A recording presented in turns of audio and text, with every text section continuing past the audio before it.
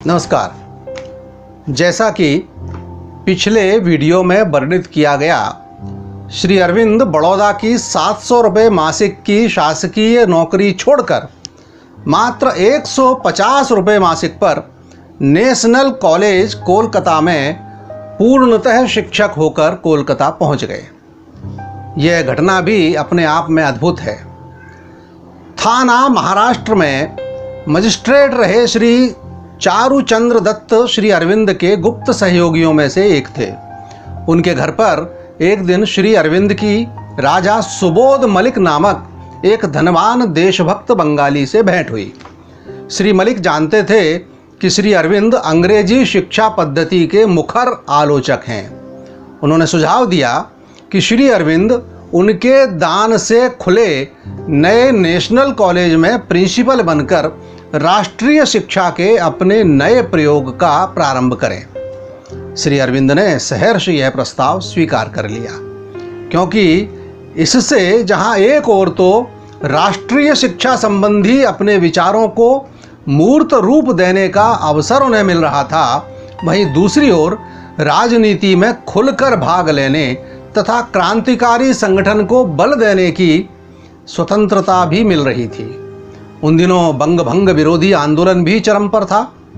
कांग्रेस में दो विचारधाराएं एक साथ चल रही थीं। एक था जिसे नरम दल कहा जाता था, जो अंग्रेजों की मंशा के अनुरूप कांग्रेस को सेफ्टी वॉल्व बनाए रखना चाहता था, तो दूसरा बाल गंगाधर तिलक के नेतृत्व में राष्ट्रवादियों का समूह, जिसमें पंजाब से लाला लाजपत राय तथा बंगाल के बिपिन चंद्र पाल भी सम्मिलित थे।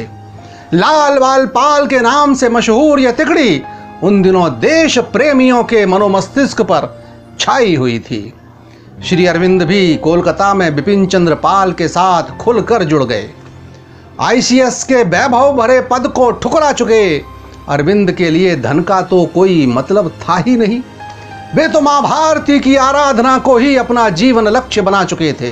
गुजरात के प्रसिद्ध राजनेता व लेखक श्री कन्हैयालाल माणिकलाल मुंशी भी बड़ौदा में श्री अरविंद के छात्र रहे थे। उन्होंने 22 जुलाई 1962 को भवंस जर्नल में लिखा कि श्री अरविंद छात्रों को पढ़ाने के साथ साथ राष्ट्र प्रेम की घुट्टी भी पिलाते थे। वे भारत के मानचित्र को भारत माता का चित्र कहते थे। भारत जिसकी देह, देशवासी जिसके कोश तथा भारतीय संस्कृति जिसकी आत्मा है। वे छात्रों को भारत माता की नवधा भक्ति से पूजा करने का उपदेश देते थे। बाद में मुजफ्फरपुर बम कांड में गिरफ्तार होने पर पत्नी को 1905 में लिखे गए जिस पत्र को सबूत के रूप में श्री अरविंद के खिलाफ अंग्रेजों ने उल्लेख किया, उसके कुछ अंश श्री अरविंद की भारत भक्ति के परिचायक हैं। अन्य लोग स्वदेश को जड़ पदार्थ, मैदान, खेत, वन, पर्वत, नदी भर समझते हैं। मैं स्वदेश को माँ मानता हूँ, उसकी भक्ति करता हूँ, पूजा करता हूँ। माँ की छाती पर बैठकर अगर कोई राक्षस रक्तपान करने के लिए उद्यत हो तो अच्छा पुत्र क्या करता है? निश्चिंत होकर भोजन करने, स्त्री पुत्र के साथ आमोद प्रमोद करने के लिए बैठ जाता है, या मां का उद्धार करने के लिए दौड़ पड़ता है?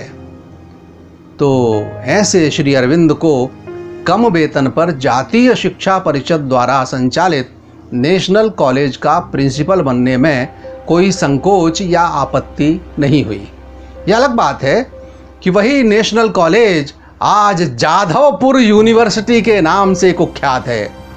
उन दिनों भी राष्ट्रीय दृष्टि से प्रारंभ किए गए इस कॉलेज पर भी जल्द ही अंग्रेज परस्तों का कब्जा हो गया और उन्होंने कॉलेज के अध्यापकों और छात्रों पर राजनीति में भाग न लेने की बंदिशें लगा दी।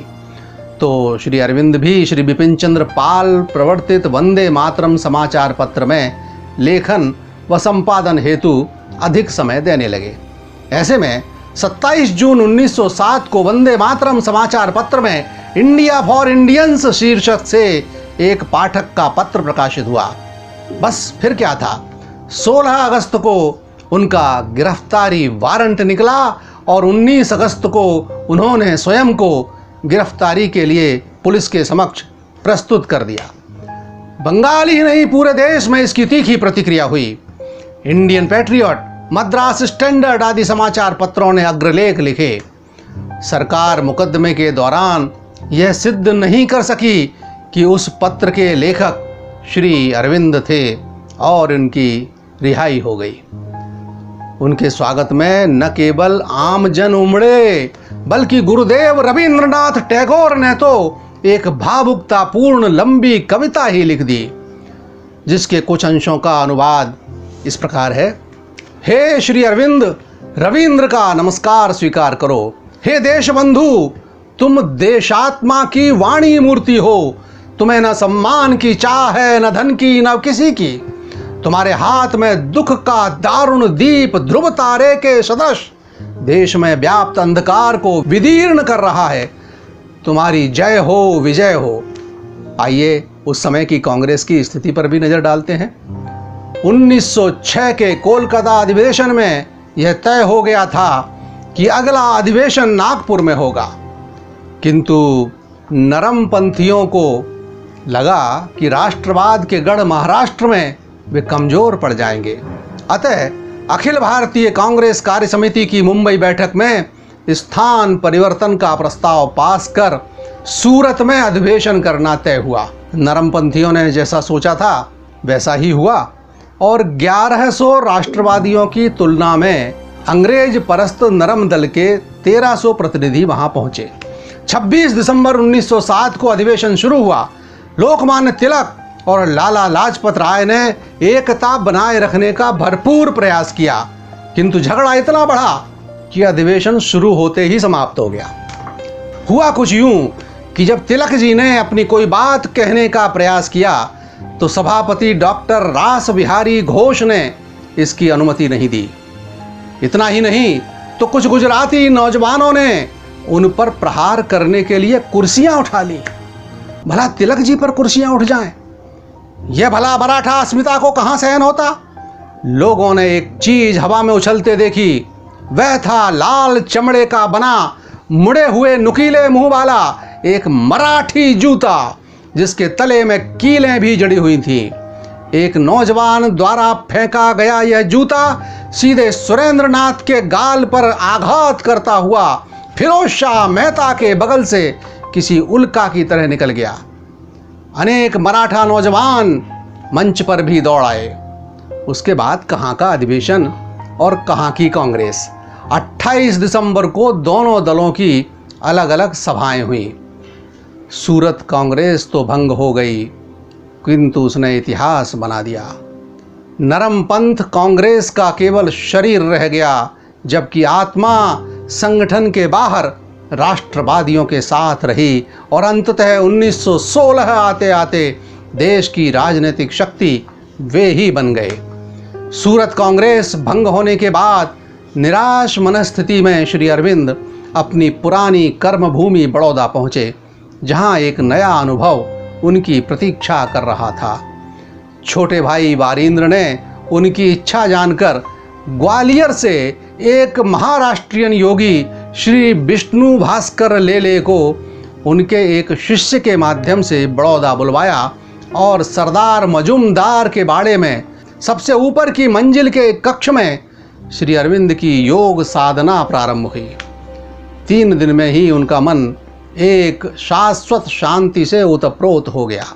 बड़ौदा से वे श्री लेले के साथ ही मुंबई आए और उसके बाद के उनके भाषणों में आध्यात्मिक राष्ट्रीयता का स्वर अधिक मुखरित होने लगा।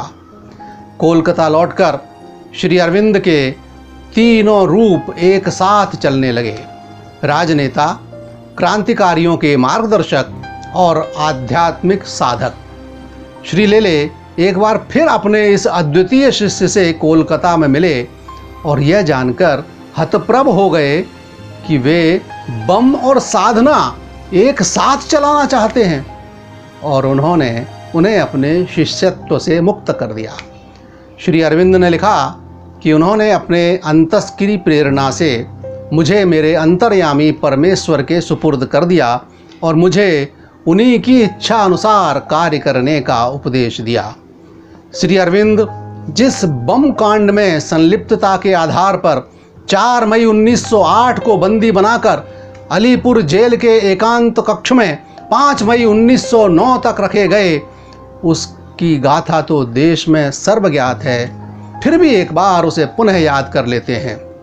लॉर्ड कर्जन ने तो धार्मिक आधार पर बंगाल को 2 हिस्सों में बांटा, लेकिन जन आक्रोश के कारण अंग्रेज सरकार ने उसे हटाकर उसके स्थान पर जिस लॉर्ड मिंटो को भेजा, उसने तो आंदोलन को कुचलने के लिए इतना निर्मम प्रयास किया कि स्वयं राज्य सचिव मार्ले को चेतावनी देनी पड़ी।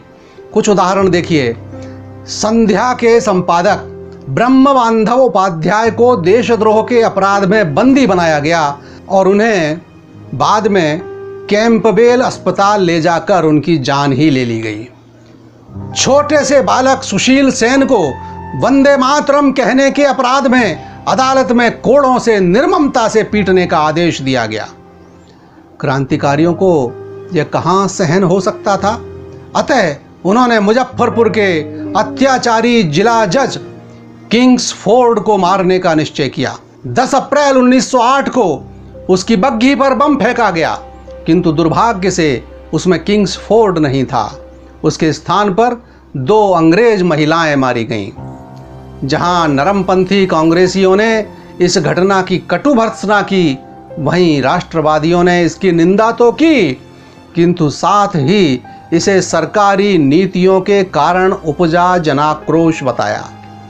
तिलक जी ने केसरी में बम का रहस्य शीर्षक से एक लेख लिखा और फलस्वरूप राजद्रोह के आरोप में बंदी बना लिए गए। श्री अरविंद भी गिरफ्तार कर काल कोठरी में पहुंचा दिए गए। जब वंदे मातरम में प्रकाशित सामग्री के आधार पर उन्हें बम कांड में आरोपी बनाकर अलीपुर जेल भेजा गया, तो उन्होंने कॉलेज के अपने पद से भी त्याग पत्र दे दिया। अलीपुर की जेल श्री अरविंद के जीवन में किस प्रकार परिवर्तन लाई? श्री अरविंद, क्रांतिकारी अरविंद, राजनेता अरविंद से कैसे आध्यात्मिक जीवन में प्रविष्ट हुए, इसकी कहानी अगले अंक में देखना ना भूलें। देखते रहिए आपका अपना क्रांति दूत। नमस्कार।